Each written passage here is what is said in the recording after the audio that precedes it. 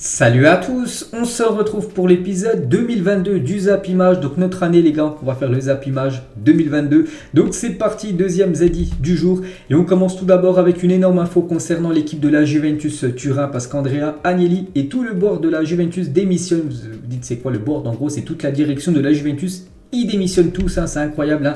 Donc le conseil d'administration de la Juventus a décidé de démissionner, y compris le président Andrea Agnelli, le vice-président Pavel Nedved et aussi Maurizio Arrivabene. Donc voilà, vraiment toute la direction de la Juventus jette l'éponge. Hein.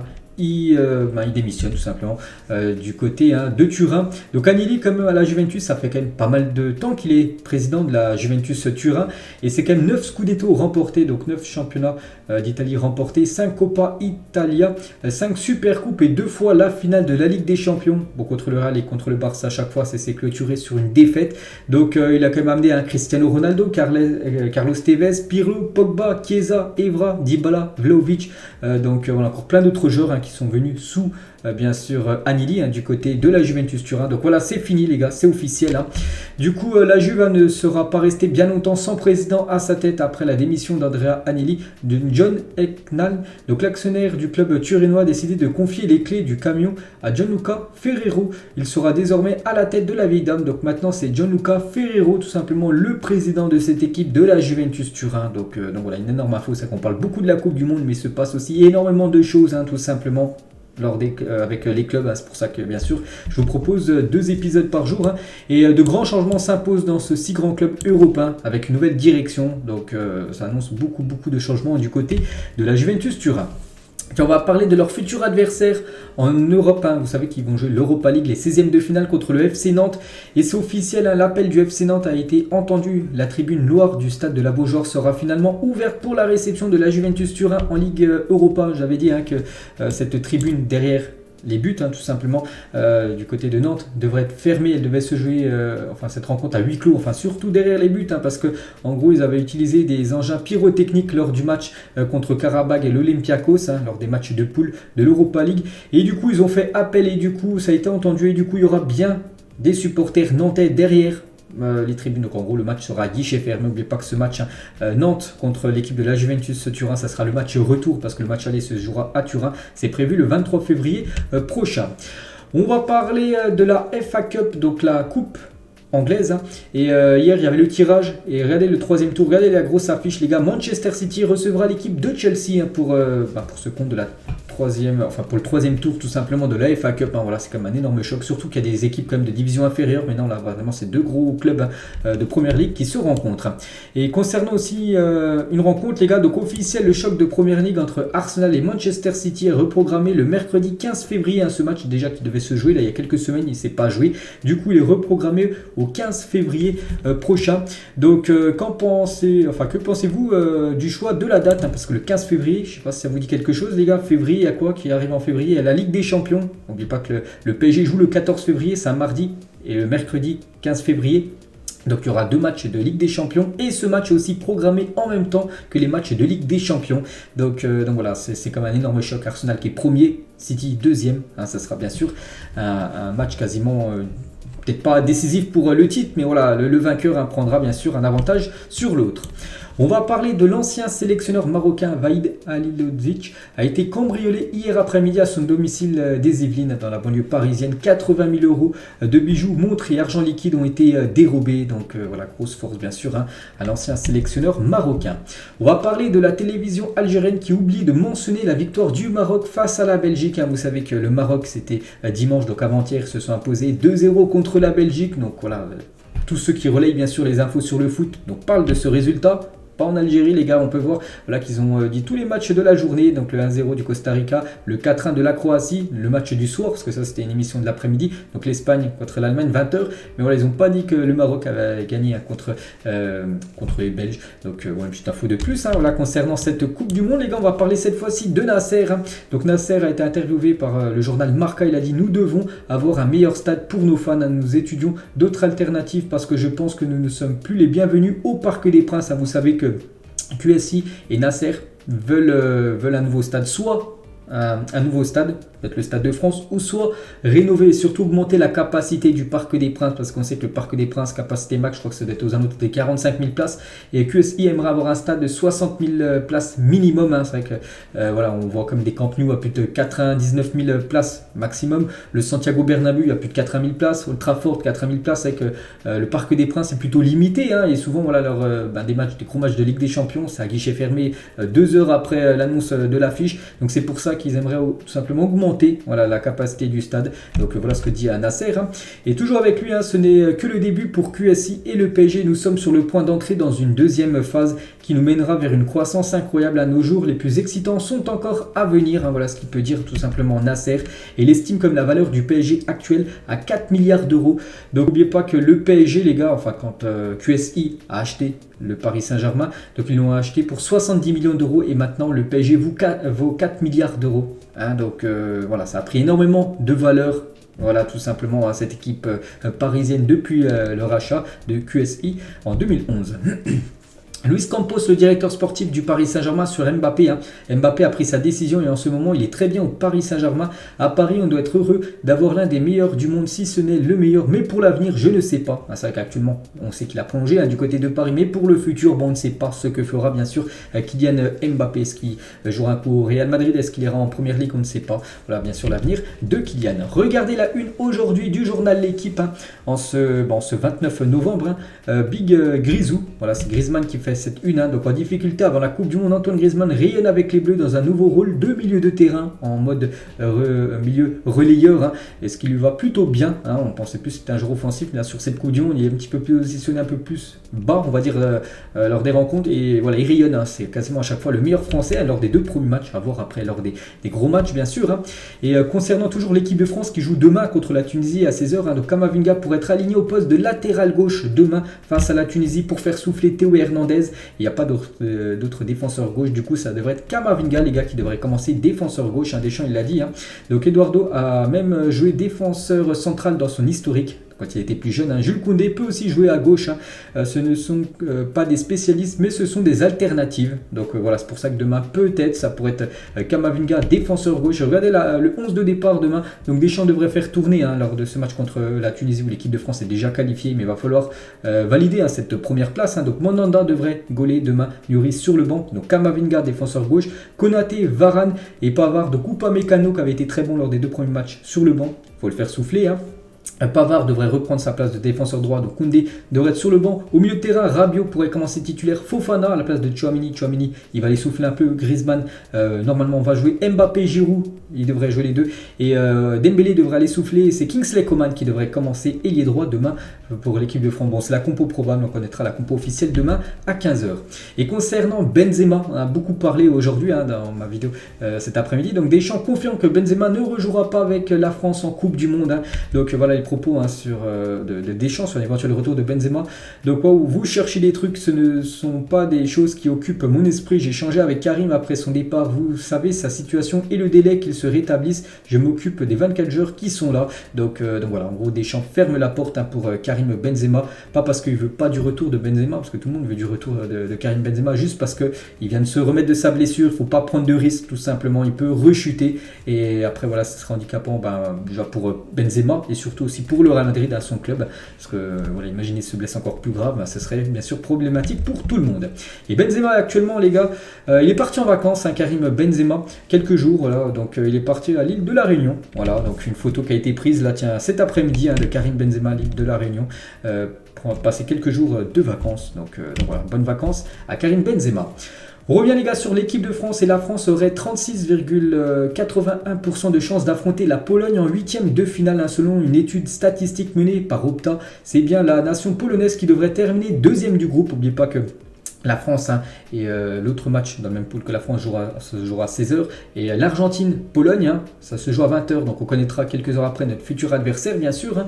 Et il y a de fortes chances que ça soit la Pologne, hein, parce que d'après pas mal de stats, la Pologne devrait terminer 2e. Mais pas qu'actuellement ils sont premiers. Vous pouvez voir que la Pologne joue contre l'Argentine demain. Donc voilà, je préférais quand même taper pour moi la Pologne en 8e que l'équipe de l'Argentine. On va parler de Marcus Thuram et Longoria veut s'offrir Marcus Thuram à l'OM. un petit bémol, des concurrents comme le Bayern ou l'Inter Milan sont déjà sur le dossier concernant le fils de Lilian Thuram. Petite précision, l'attaquant tricolore est sous contrat avec Gladbach jusqu'en juin 2023. C'est surtout ça qui est très intéressant, c'est qu'il est en fin de contrat, en fin de saison. Et il y a quand même Marseille, mais surtout le Bayern Munich, même l'Inter Milan qui s'intéresse à Marcus Thuram. Donc ça sent le départ de Thuram de Gladbach. Lui aussi les gars, c'est quasiment fait, on en parle quand même depuis quelques semaines, voire quelques mois quand même. Donc Chelsea se rapproche d'un accord avec Christopher Nkunku, la visite médicale a déjà été effectuée, un accord autour de 60 millions d'euros devrait être trouvé avec Leipzig. Voilà, c'est Fabrizio Romano les gars qui valide ça. Donc voilà, il devrait arriver du côté de Chelsea, mais c'est plus bien sûr pas cet hiver, ça sera l'été prochain. Parlons 2 secondes de l'entrée de Steven Nzonzi face à la Croatie en 2018 lors de la finale. Il avait éteint l'immense Luka Modric, n'ayons pas peur des termes. Ça qu'il était rentré en cours de jeu, il avait fait une énorme finale. Je crois qu'il avait joué les 35 dernières minutes de cette Coupe du Monde. N'Golo Kanté n'avait pas été bon. On se souvient, Kanté avait été énorme en 2018, sauf la finale. Il était passé à côté de sa finale. Mais Nzonzi était rentré en cours de jeu, il avait été énorme. Il avait complètement éteint Luka Modric. Donc voilà, bien sûr, il mérite totalement son titre de champion du monde 2018. Nzonzi. On va parler de cette équipe qui aurait pu jouer contre l'équipe croate en finale tout simplement de Coupe du Monde en 2018 si la Belgique aurait battu l'équipe de France. Actuellement ça va pas fort quand même pour la Belgique. Donc une grosse altercation est subvenue dans le vestiaire belge, donc c'était avant-hier, entre Kevin De Bruyne, Eden Hazard et Vertonghen suite au match perdu face au Maroc. Lukaku est intervenu pour calmer les tensions du groupe. Donc voilà, ils se prenaient tous la tête, c'est Lukaku qui a dû venir apaiser tout le monde, séparer peut-être tout le monde. Bon, ça s'est peut-être pas battu, mais bon voilà, ils étaient en gros ils se sont tous criés dessus. Le dialogue serait rompu entre plusieurs joueurs de la sélection belge. Donc Thibaut Courtois et Kevin De Bruyne ne se parlent plus. De même pour Eden Hazard avec Leandro Trossard et Lukaku et avec Michy Batshuayi. Donc voilà, ça va pas fort actuellement du côté de la Belgique. Une réunion de crise est organisée ce matin, donc elle a déjà eu lieu au centre d'entraînement de la Belgique au Qatar. Les divergences et les tensions au sein des Diables Rouges sont à l'origine de celle-ci. Voilà, pour essayer d'apaiser tout ça, parce que c'est quand même une Coupe du Monde actuellement, et surtout que la Belgique actuellement, ils sont pas qualifiés, voilà, pour l'instant, et pas du tout même. Donc il y aurait de grosses tensions, on le sait. N'oubliez pas que jeudi, les gars, donc après-demain, à 16h, Belgique contre la Croatie. J'ai dit, cette affiche aurait pu être la finale de la Coupe du Monde 2018 si les Belges auraient battu les Français. Bref, un nul suffit à la Croatie pour se qualifier. La Belgique doit absolument s'imposer pour être sûr de passer. Donc voilà ce qu'attend les Belges après-demain, et avec tout ce qui se passe dans l'équipe, donc ils préparent très mal ce gros moment, bien sûr, parce que c'est quand même un match pour se qualifier en 8e de la Coupe du Monde. On revient les gars au match de dimanche soir entre l'Espagne et l'Allemagne. Il y avait beaucoup de monde qui regardait le match sur TF1. Plus de 7 480 000 téléspectateurs étaient devant Espagne-Allemagne sur TF1, soit plus de 30% de part du marché. En gros, 3 personnes sur 10 en tant que Français regardaient le match tout simplement sur TF1 dimanche soir. Donc ils ont écrasé la concurrence bien sûr avec les autres chaînes. On va parler de Morata les gars à propos de ces deux entraîneurs, donc Luis Enrique et El Cholo, donc l'entraîneur de l'Atlético bien sûr, Diego Simeone. Donc la principale différence entre les deux coachs, la façon de jouer, la similitude. Donc les deux motivent énormément. S'ils te disent d'arrêter un train en plein milieu de la voie, tu le fais. Donc voilà ce que dit tout simplement Morata. On va parler du jeune Gavi les gars, et la princesse d'Espagne Léonore serait complètement sous le charme du jeune Gavi lorsque le roi d'Espagne Felipe VI est venu dans le vestiaire espagnol au Qatar pour encourager son équipe nationale. Il a fait signer un Gavi, un maillot pour sa fille, donc voilà. En plus je vous avais montré la photo, je sais plus si je l'ai montré en zappimage sur ma chaîne BizBiz Barça. C'est vrai que Gavi avait signé un maillot dédicacé pour le roi d'Espagne. C'était tout simplement pour la fille du roi d'Espagne qui est fan, et peut-être je sais pas, l'admire énormément on va dire, le jeune Gavi. Et on va parler cette fois-ci de Rudiger, les gars, le défenseur allemand lors de ce match Allemagne-Espagne. Donc il a fait une petite demande tout simplement à Carvajal. Rudiger m'a demandé de gagner contre le Japon parce que l'Allemagne pas sûr de se qualifier, et il y a le Japon qui sont en ballottage aussi avec l'Allemagne pour se qualifier, donc aussi le Costa Rica. Donc c'est pour ça qu'il a demandé à Carvajal et à l'Espagne de gagner contre le Japon, et l'Allemagne s'il gagne contre le Costa Rica, l'Allemagne ira avec l'Espagne en 8e de finale. Et c'est vrai que l'Allemagne les gars, depuis la Coupe du Monde 2014 où ils ont gagné contre l'Argentine à 0, ça va pas fort, seulement une victoire sur leurs 5 derniers matchs de Coupe du Monde. Voilà, donc si on prend en compte bien sûr en 2018 et là sur les 2 premiers matchs. Donc leur dernière victoire en Coupe du Monde, donc c'était contre la Suède, c'était le 23 juin 2018, en plus une victoire à l'arrache, 2-1. Toni Kroos avec ce coup franc à la 95e minute, il avait été buteur Toni Kroos, souvenez-vous, il s'était parti en pleine lucarne, c'est la seule victoire de l'Allemagne en Coupe du Monde depuis leur victoire en 2014, cette Coupe du Monde au Brésil. Tiens, on va parler du Brésil, Thiago Silva les gars, sur l'absence de Neymar hier qui a beaucoup manqué. Donc l'absence de Neymar s'est fait ressentir, il est un joueur indispensable de l'équipe, donc en espérant pour déjà pour le joueur, pour le PSG, pour tout le monde, pour le Brésil, qu'il soit de retour très prochainement. Il devrait être de retour normalement pour les 8e. Neymar, il y a une petite photo aussi de la légende Ronaldo R9 avec sa coupe de cheveux mythique. On revient 12 ans jour pour jour en arrière, le Barça humiliait le Real Madrid 5-0 au Camp Nou. Donc Xavi avait été buteur, Pedro, David Villa doublé et Jeffren, 5-0 lors d'un classico pour le Barça contre le Real Madrid. Et j'en ai parlé à midi les gars, n'oubliez pas que le Barça fête aujourd'hui ses 123 ans d'existence. Un petit rappel les gars, 12 fondateurs du côté du Barça qu'on crée en gros ce club. 3 Suisses, 2 Anglais, 1 Allemand et 6 Catalans, on peut voir les noms à chaque fois. Donc voilà, bon anniversaire au FC Barcelone, 123 ans aujourd'hui. Et le président du Barça, Juan Laporta, nous avons signé des joueurs cet été dans le principe, mais enfin nous n'avons rien à faire cet hiver. En gros il dit que vu qu'il y a eu beaucoup de recrues l'été dernier, ça ne sert à rien de recruter. En principe, ça ne sert à rien de recruter cet hiver, mais je pense que le Barça, bien sûr, recrutera parce qu'il y a beaucoup de noms qui circulent du côté de ce club. Et on revient cette fois-ci un an, jour pour jour, en arrière. Et Léo Messi remportait son 7e Ballon d'Or. C'était un 29 novembre 2021. Messi remportait, bien sûr, ce Ballon d'Or. Le dernier remporté, peut-être un d'autres qui pourraient remporter, bien sûr, s'il fait une belle Coupe du Monde avec l'Argentine en train de faire une belle Coupe du Monde, mais bien sûr, il faut aller loin, il faut gagner des titres. Et bien sûr, c'est à la Coupe du Monde un trophée pour Messi. Il aura peut-être son 8e Ballon d'Or. Et toujours avec Messi, les gars, il est en train de tourner un documentaire sur sa vie. Les caméras sont notamment présentes au Qatar pour le suivre pendant la Coupe du Monde. Donc voilà, il devrait avoir un documentaire qui devrait sortir quelques mois après la Coupe du Monde sur Léo Messi, voilà, sur cette Coupe du Monde qu'il est en train de disputer certainement sa dernière. Et saviez-vous, les gars, membre du staff de la sélection argentine, à Lionel Messi tatoué sur son mollet gauche, incroyable.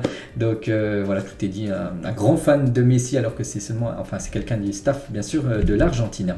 On va parler de Cristiano Ronaldo. Donc hier soir, CR7 pensait avoir marqué, mais il n'a pas marqué. La commission technique analysera le but contre l'Uruguay pour déterminer qui de Bruno Fernandes ou Cristiano Ronaldo est le buteur. Donc ça a frôlé à la tête de Ronaldo, ça a touché ses cheveux, mais voilà, pour la FIFA ça n'a pas été valide, on va dire, c'est plutôt Bruno Fernandes, mais la FIFA prendra une décision dans les prochaines heures concernant qui a marqué ce premier but pour le Portugal hier. Ça pourrait peut-être être Ronaldo, on verra, je vous donnerai certainement la réponse demain. Et toujours avec CR7 concernant son futur. Donc il aurait reçu une offre du club saoudien Al Nasser de 225 millions d'euros sur 3 ans, soit 75 millions d'euros de salaire par saison. Énorme bien sûr, donc voilà peut-être le futur club tout simplement de Cristiano Ronaldo, une équipe en Arabie Saoudite.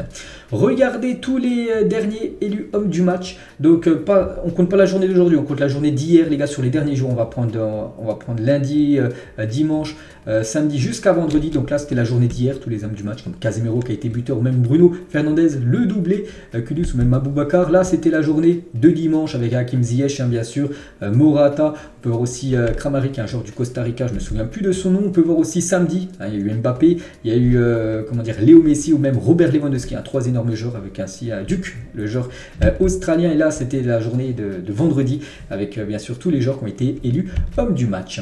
Et l'équipe type de la deuxième journée de la Coupe du Monde, donc voilà, en gros c'est l'équipe qui a fait l'équipe type de cette deuxième journée, sans compter les matchs aujourd'hui, parce que les matchs aujourd'hui c'est la troisième journée. On peut voir quelques Français, Mbappé, Griezmann, on peut voir aussi Bruno Fernandes, bien sûr, Casemiro, Kovacic ou même Saïs, le défenseur marocain.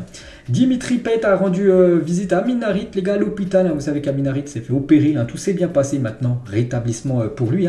Et Capi, merci d'être venu, un vrai de vrai, voilà ce qu'il a pu mettre sur ses réseaux sociaux, Amin Harit, par rapport à la visite de Dimitri Payet qui lui a fait énormément plaisir.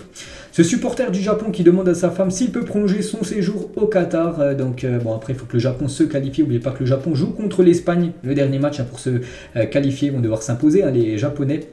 Et voilà, donc bien sûr, il pourrait prolonger son aventure si bien évidemment le Japon se qualifie. Des supporters marocains ont nettoyé les tribunes, donc c'était dimanche à la fin du match entre la Belgique et le Maroc. Donc c'est qu'il y a pas mal de nations, on a vu surtout les Japonais, il y a les Marocains, j'ai même vu les Français les gars, lors du match contre le Danemark, ils ont nettoyé les tribunes et ça bien sûr c'est très bien. Regardez ce grand supporter du Real Madrid, donc actuellement il est au Qatar et en gros il regarde les matchs de la Coupe du Monde et surtout il supporte tous les joueurs du Real Madrid qui jouent cette Coupe du Monde. On peut voir Courtois, Hazard, les joueurs belges, Valverde, les joueurs uruguayens ou même Benzema. Bon, Benzema n'est pas là, mais bon, Camavinga, Tchouaméni, il avait Benzema, mais bon, c'était avant bien sûr son forfait. Donc voilà pour ce supporter. Et je sais pas si vous reconnaissez sa tête les gars. Donc dès que j'ai vu sa tête, il m'a fait penser bien sûr, et j'avais eu raison, qu'il était déjà là lors de la finale de la Ligue des Champions, qui s'est jouée il y a 6 mois. Quasiment jour pour jour, c'était le 28, on est le 29. Donc il avait mis ce maillot, c'est un grand supporter du Real Madrid, donc il a mis Mbappé, 0 Ligue des Champions, et actuellement il est au Qatar bien sûr pour soutenir les Madrilènes. Et toujours avec le Real Madrid, voici à quoi devrait ressembler le maillot domicile du Real Madrid la saison prochaine, avec bien évidemment la couleur dominante, le blanc pour le maillot domicile du Real. Couleur c'est pas du noir les gars, c'est bleu marine, voilà les sponsors, tout ça, et un peu de doré les gars sur le col ou même sur le bout des manches. Pep Guardiola il a dit je me sens à la maison à Manchester City. N'oubliez pas qu'il a prolongé son contrat jusqu'en 2025, Pep Guardiola, puis il se plaît très très bien du côté de City. Petite info concernant Liverpool qui est entré dans la course pour tenter de signer le crack ghanéen de l'Ajax Amsterdam, Mohamed Kudus, qui a marqué un doublé.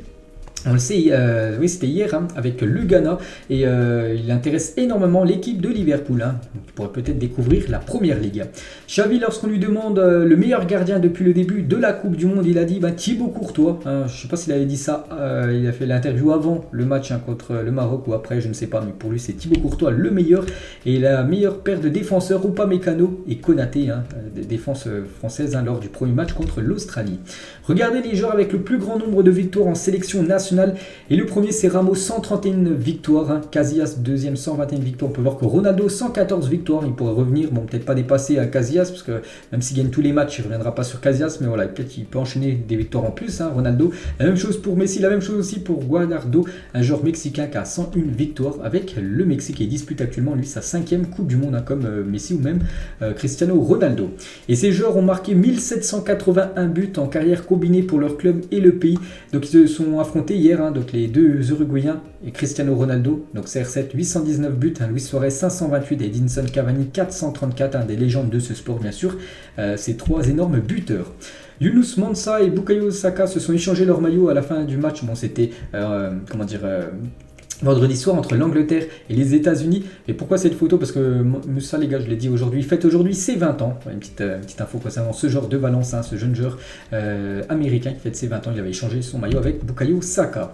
Vincent Duluc, les gars, à propos de la nouvelle règle concernant le temps additionnel, il a dit lorsque l'Atlético de Madrid de Diego Simeone mènera 1-0 à un quart d'heure de la fin le dimanche, on finira le mardi matin. Donc voilà ce qu'il dit. C'est vrai que maintenant on sait qu'il y a beaucoup de temps additionnel et ça pourrait peut-être être le cas maintenant dans les gros championnats européens. Et on finit les gars cet épisode aujourd'hui avec par exemple ce débat les gars, enfin lui il a mis ça que Musiala est supérieur, enfin il a meilleur niveau que Pedri, donc bon, chacun son point de vue, mais j'aimerais avoir votre point de vue sur l'autre photo les gars, ce sera la dernière. Que pensez-vous de cette image? Voilà, vous pouvez bien sûr pour ceux qui veulent, vous mettez ce que vous en pensez en commentaire. Donc je vous explique, bon je pense que vous avez tous compris. Donc Léo Messi, c'est lui qui porte l'Argentine bien sûr, alors que du côté du Portugal, si on compare Messi, Ronaldo, du côté du Portugal c'est plutôt ses collègues, que ce soit Fernandez, Leao, Félix ou même tous les autres joueurs bien sûr, Bernardo Silva qui porte Cristiano Ronaldo et le Portugal. Qu'est-ce que vous en pensez tout simplement de cette image? Donc voilà les gars ce qu'il y avait à dire aujourd'hui, j'espère que ça vous a plu, j'espère que vous appréciez les gars les 2 épisodes par jour, vous avez vu tellement qu'il y a d'infos, je peux sortir 2 numéros. Donc nous on se retrouve demain midi les gars, on parlera de tous les résultats aujourd'hui, on parlera aussi du match entre l'équipe de France et la Tunisie. À demain.